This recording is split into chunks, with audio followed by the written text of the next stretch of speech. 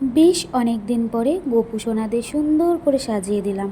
আর সাজাবো নাই কেন, গোপু সোনা রাজ্যে জন্মদিন। এই যে আমার আদরের দুলাল, আমার গোপু সোনা, আমার বাবান 2022 সালে 24শে ফেব্রুয়ারি আমার কাছে এসেছিল, আমার ঠিক বিয়ের আগের দিন।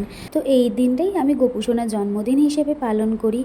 আর এই বছর জন্মদিন করছি, 4 বছরের জন্মদিন পালন হচ্ছে। তবে কিন্তু সেই রকম কোনো আয়োজন আমি করতে পারিনি, তেমন বড় কিছু করে জন্মদিনটা এবছর করতে পারলাম না।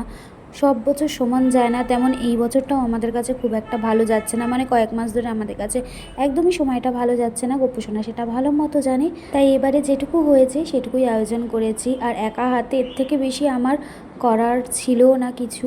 তো এখানে গোপু সোনাদেরকে সুন্দর করে পোশাক পরিয়ে বসিয়ে সাজিয়ে গুছিয়ে ফুলমালা দিয়ে বসিয়ে রাখলাম। এখন আয়োজন করছি ভোগের। একটু পায়েসই শুধু বানিয়েছি, ভেবেছিলাম মা আসলে মা আর আমি মিলে আর একটু কিছু বানিয়ে দেবো, তবে মা আসতে পারেনি বলে আমি আর এর থেকে বিষয় কিছু আয়োজন করতে পারলাম না। তো দেখো এখানে আমি ভোগ নিবেদন করে দিয়েছি, আর সবাইকে কিন্তু আমি এখানে পায়েস ভোগ দিয়ে পুজো দিয়ে দিলাম। আর এখানে গোপু সোনাদের পায়েস দিয়েছি আর 3 রকমের ফল দিয়েছি।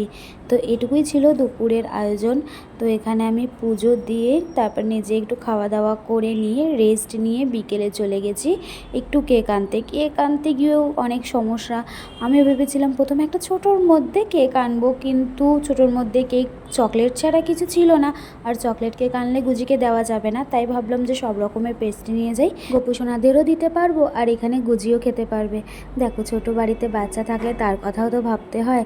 আর আজ গুজি সোনা ভালো মতো জানে আজ দাদাইয়ের যেহেতু জন্মদিন, মাম্মা তো কেক আনবে, আর কেক আনলে আমিও কেক খেতে পারবো। তাই সবার কথা ভেবে বড় কেক নয়, এই ছোটো পেস্ট্রি নিয়ে আসা।